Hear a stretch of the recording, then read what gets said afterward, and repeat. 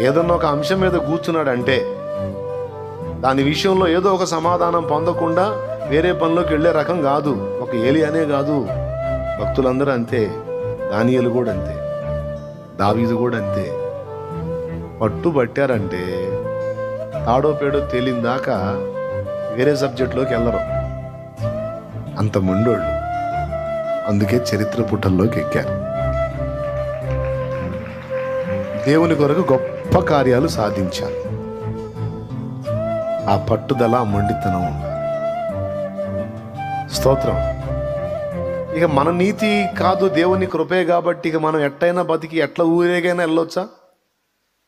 నీతిమంతులుగా తీర్చాడు గనుక ఇక ఆ నీతిని అనుసరించి బతకడానికి కూడా మన వంతు ప్రయత్నం మనం చేయాలి. తమ్ముడు, వినబడిందా? స్తోత్రం. అర్థమైందా?